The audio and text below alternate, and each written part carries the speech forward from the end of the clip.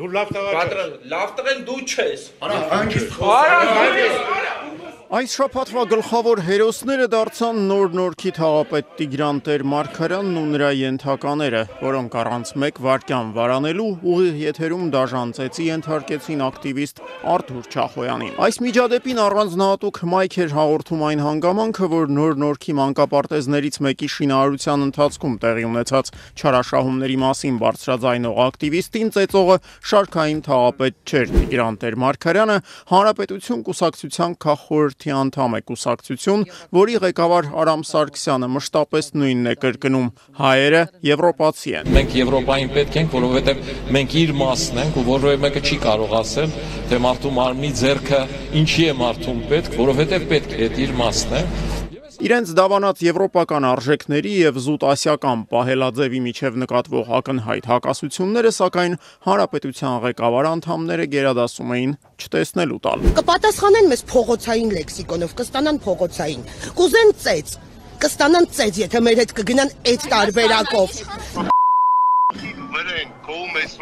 Անի Խաչատրյանի այս հայտարարությունը հնչեց նոր Նորքի թաղապետարանում տեղի ունեցած միջադեպից մեկ օր առաջ, երբ Արթուր Չախոյանի եւ վարչական շրջանի ղեկավարի հարաբերություններն արդեն լարվել էին եւ Տիգրան Տեր-Մարգարյանը արդեն իսկ հեռախոսով հայհոյել էր ակտիվիստին, իշխանական Civic-EM կայքի հետ զրույցում հաստատելով այդ փաստը։ Այո, ես հայհոյել եմ հեռախոսով, չեմ հրաժարվում։ Վերահաստատում եմ հայոյանքը։ Միջադեպի հաջորդ օրն էլ Արամ Զավենի Սարգսյանը լրագրող Նարեկ Կիրակոսյանին տված հարցազրույցում ընդգծում էր ծեծը ամենավատ բանը չէր, որ կարող էր կատարվել Արթուր Չախոյանի հետ։ Տիգրան Տեր-Մարգարյանի տղան բարձր դասարանի աշակերտ, ամրակած պին տղա Դավիթը։ Կարող էր դանակը վերցնել, գար ասել իմ հորս էդ էս ասում, ու հետո ինչ էինք ասելու, վայ, ողբերգություն տեղի ունեցավ։ Ու թեև ծեծկրտուքից ավելի քան 24 ժամ անց միայն իրավապահները հայտարարեցին, որ նոր Նորքի թաղապետի դեմ եւս քրեական գործ են հարուցում, Հայաստանի գլխավոր եվրոպամետներն անդրդվելի էին, քաղաքական պատասխանատվության մասին խոսք անգամ լինել չի կարող։ Ոչ Տիգրան Տեր-Մարգարյանը հրաժարական չպիտի տա։ Արամ Սարգսյանի կուսակցության նման ինքնավստահությունը բացարձակապես պատահական չէ։ Հանրապետությունում լավ են հասկանում, քաղաքացիական պայմանագիրը Երևանում իշխանությունը պահպանում է բացառապես իրենց շնորհիվ։ Երևանի ավականիում իշխանության հետ կոալիցիա կազմած Հանրապետություն կուսակցության մեկ այլ անդամ Մալաթիա Սեբաստիայի թաղապետ Ռոմիկ Մխիթարյանը հրապարակին ասել է, եթե Երևանի քաղաքապետը Տեր-Մարգարյանին ազատի նոր Նորքի թաղապետի պաշտոնից, իրենք վայր կդնեն լիազորությունները։ Իսկ Հանրապետություն ԿՊ կոալիցիան կկազմալուծվի հարցին ի պատասխան կրկնել է. մենք վայր կդնենք մեր լիազորությունները։ Եվ մինչ Երևանը նոր Նորքի թաղապետարանում տեղի ունեցածի պատճառով գոնե տեսականորեն կարող է կառավարման ճգնաժամում հայտնվել Գյումրիում, որտեղ իշխանական քարոզչությունն այդ նույն կառավարման ճգնաժամը անխուսափելի էր որակում, այս շաբաթ մեկնարկեց տեղական իշխանության ձևավորման գործընթացը։ Բարև ձեզ, համեցեք նստեք։ Գյումրիի քաղաքապետ Վարդան Ղուկասյանն ուրբաթ օրը կայացած ավականու նիստի ժամանակ այսպես ողջունեց քաղաքում ընդդիմություն դարձած քաղպայմանագրի ներկայացուցիչներին, ի տարբերություն նոր Նորքի թաղապետարանի, Գյումրիի քաղաքապետարանում այս շաբաթ իրար չէին ծեծում։ Հակառակը գյումրեցի ԿՊ-ականների առաջնորդ Սարիկ Մինասյանը նորընտիր քաղաքապետի հետ կառուցողական հարաբերությունների մեջ մտնելու հստակ պատրաստակամություն էր հայտնում։ Ինչպես ընկեր Ղուկասյանը նշեց, որտեղ ասեց մենք ընկերով պետք է խոսենք, ընկեր Ղուկասյանը նշեց, ինչպես ինքն է խիստ լինելու, կրկնակի անգամ մենք ենք խիստ եւ հետեւողական լինելու, որովհետեւ այդ պաշտոնյաները իրենց լիազորությունները եւ պարտականությունները իրականացնեն պատշաճ օրենքի համապատասխան եւ ծառայեն գյումրեցիներին։ Շաբաթվա գլխավոր կոռուպցիոն սկանդալի հերոսը դարձավ ազգային անվտանգության ծառայության տնօրեն Արմեն Աբազյանը։ Հետքը պարզել էր, որ ԱԱԾ տնօրենի 31-ամյա որդին շուկայականից ցածր գնով $600,000 ձեռք է բերել Աբովյան 9 հասցեում գտնվող 228 քառակուսի մետր տարածքով մի բնակարան, որի սեփականատեր Տիգրան Մանուկյանն ի դեպ սերտ կապեր ունի Գագիկ Ծառուկյանի հետ։ Դատախազության կողմից դատարան հայց ներկայացնելուց օրեր անց Տիգրան Մանուկյանն Աբովյան 9 շենքի համար 30 բնակարանը նվիրել է Եղիշ Համբարձումյանին։ Գույքի նոր սեփականատերը ազգային անվտանգության ծառայության տնօրեն Արմեն Աբազյանի ծանոթն է։ Այս գործարքից 4 ամիս անց էլ բնակարանի սեփականատեր է դարձել Արմեն Աբազյանի որդին։ Մոտ $600,000 արժեցած բնակարանը գնվել է վարկով։ Վարկը տրամադրել է ազգային ժողովի քաղաքացիական պայմանագիր խմբակցության падգամավոր Խաչատուր Սուքիասյանի ընտանիքին պատկանող Հայ Էկոնոմ բանկը։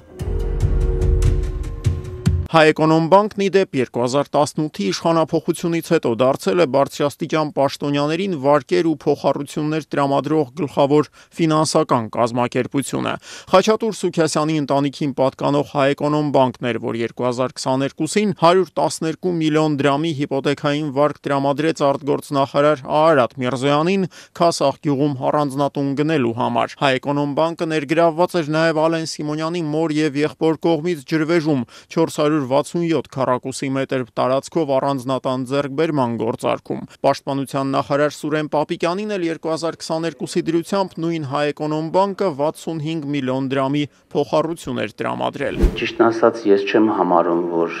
ես կոռուպցիոն սկանդալում եմ հայտնվել։ Մեկ այլ բարձրաստիճան ԿՊԱ-ական ֆինանսների նախարար Վահե Հովհաննիսյանն այս շաբաթ այսպես արձագանքեց լրագրողների հարցին, որ վերաբերում էր Վերաքննիչ հակակոռուպցիոն դատարանի ապրիլին կայացրած վճռին։ Այդ որոշմամբ դատարանը քննչական մարմիններին պարտավորեցրել էր քրեական վարույթ նախաձեռնել նախարարի կողմից $1 միլիոն փոխառություն ստանալու փաստով։ Որովհետև ինչ որ մեկը որոշել է ինքը իրան գովազդի իմ ինչ որ մի բանի հաշվին։ Ֆինանսների նախարարի մեկ այլ ուշագրավ հայտարարությունը վերաբերում էր պետական պարտքի աճող ծավալներին։ Մենք հարստանում ենք ավելի արագ, քան մենք պարտք ենք վերցնում։ Կոնկրետ նպատակի շուրջ, այո, ես տեսնում եմ, որ հնարավոր է համախմբել։ Ռոբերտ Քոչարյանն այս շաբաթ հանդիպեց հայկական համալսարանի ուսանողների հետ կրկին անդրադառնալով ընդդիմության միավորման թեմային։ Հնարավոր է որոշակի պայմանավորություններ ունենալ տակտիկական առումով։ Մեկ նպատակի գնալ, խաղի կանոններ ֆիքսել, իրար հետ պայմանավորվել, իրատեսական եմ համարում։ Հաջողության հասնողները հետո կոալիցիա կազմեն, միասին աշխատեն, այո։ Եթե օրինակ ընտրությունների ինչ որ պահ է գալիս, այդ ընտրությունների ժամանակ դաշինքներ ձևավորել, այո։ Բայց մի դաշինք ձևավորել, որտեղ կարող են լինել 15 միավոր կամ 20 միավոր, ոչ իրատեսական չի։ Ընդդիմադիր ուժերի համախմբման մասին Քոչարյանին ուղղված հարցի ենթատեքստն իհարկե խորհրդարանական ընդդիմության երկու թևերի՝ Հայաստան դաշինքի եւ Հանրապետական կուսակցության միջև առկա լարվածություններ։ Այն այս շաբաթ ոչ միայն չնվազեց, այլև նոր ավելի բուռն մի փուլ տեղափոխվեց։ Պատճառը Լեհաստանում նախկին դեսպան Էդգար Ղազարյանի եւ ակտիվիստ Նարեկ Մալյանի նախաձեռնություններ։ Արման Եղոյան, Արտուր Հովհաննիսյան, Հայկ Գոնջորյան, Լևոն Քոչարյան, Արթուն են կոչվող շարժման ակտիվիստները, որոնք ի դեպ ավելի շատ Սերժ Սարգսյանի, այլ ոչ թե Ռոբերտ Քոչարյանի հետ են ասոցացվում, երկուշաբթի օրը ազգային ժողովի բոլոր падգամավորներին անհատական նամակներ փոխանցեցին Նիկոլ Փաշինյանի իմպիչմենտ սկսելու պահանջով։ Քաղաքական դաշտի ոչ միայն քոչարյանական, այլև չեզոք հատվածում, սակայն արագորեն մի համոզմունք ձևավորվեց, որի համաձայն նախաձեռնության իրական թիրախը ոչ այնքան Նիկոլ Փաշինյանն է, որքան Ռոբերտ Քոչարյանը։ Պատկերացնում եմ, թե ինչու են դա անում։ Իրենք դա անում են, որպեսզի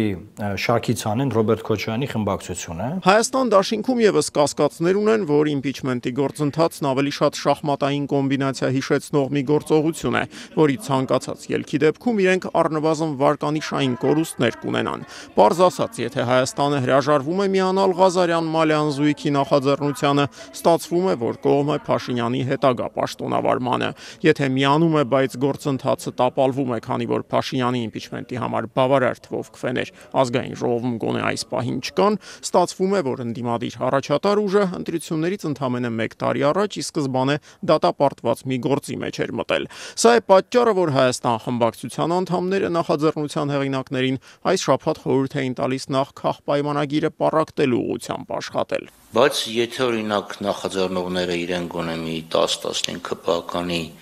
ստորագրություն կներկայացնեն, այդ դեպքում իմաստունի խոսել։ Նշեմ ի դեպ, որ սա երրորդ հանրապետության պատմության մեջ առաջին դեպքը չէ, երբ ընդդիմության մի թևը փորձում է խորհրդարանական ընդդիմությանը մաս կազմող մյուս ուժերին ստիպել միանալ պետության ղեկավարի իմպիչմենտի գործընթացին։ 2015-ին նույնատիպ նախաձեռնությամբ հանդես էր եկել ընդդիմադիր մի падգամավոր, որի անունն էր Նիկոլ Փաշինյան։ Քաղաքացիական պայմանագիր միավորումը հարկ է համարում վերահաստատել, որ Հայաստանում հաստատված կոռումպացված իշխանության հեռացումը Այն ժամանակ էլ բոլորը շատ լավ հասկանում էին, որ Սերժ Սարգսյանին պաշտոնանկ անելու նրա այդ նախաձեռնությունը դատապարտված է, բայց նույնիսկ տապալված տարբերակով ընդդիմության դաշտի ծագող Աստղ Փաշինյանին այդ նախաձեռնությունը հնարավորություն տվեց տարանջատվել եւ բավական ծանր դրության մեջ դնել Բարգավաճ Հայաստանին, Դաշնակցությանն ու Հայ ազգային կոնգրեսին, որոնք այդ օրերին Սերժ Սարգսյանի հրաժարականի պահանջով համատեղ փողոցային պայքար էին մղում։ Եթե Ջանգիրյանը Եվ մեծարգո Սերժ Սարգսյանին նամակ գրող իր գործընկերները Սերժ Սարգսյանին ընդունում են որպես հանրապետության նախագահ, դա իրենց խնդիրն է։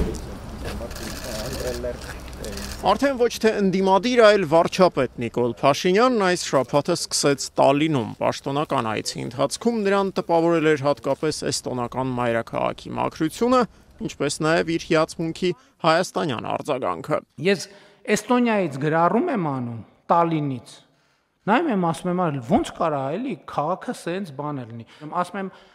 քաղաքը սենց մաքուր կարա լինի այն դեպքում, եթե մաքրողը երբ որ մաքրում է, հետևից կեղտոտողի պակաս կա։ Մեր արձագանքը։ Քաղաքապետը, նախարարը, վարչության պետը, բանը, այն ԺԿ-ի պետը, այն Ես չեմ ասում Հայաստանի պաշտոնյաները լավն են, ես ասում եմ քաղաքը կարա մաքուր լինի, մենակ այն պարագայում, երբ որ մաքրելուց հետո շպրտողները, աղբը թափողները եւ ծխել գցողները քիչ են, չէ՞ բարձ բան եմ անում։ Հանուն արդարության պետք է նշել Փաշինյանի էստոնական զեղումները հայաստանյան սոցիալական ցանցերում իրոք անողոք քննադատության արժանացան։ Էս ինչ ված ժողովուրդ է Սերժը գցել ջեբներդ։ Այս երկրում ինչ լինում է, մենակ ժողովուրդն է մեղավոր։ Իրանք պարտավորություններ չունեն այդ նույն ժողովրդին կրթելու, գիտակցության մակարդակ ձևավորելու հարցում։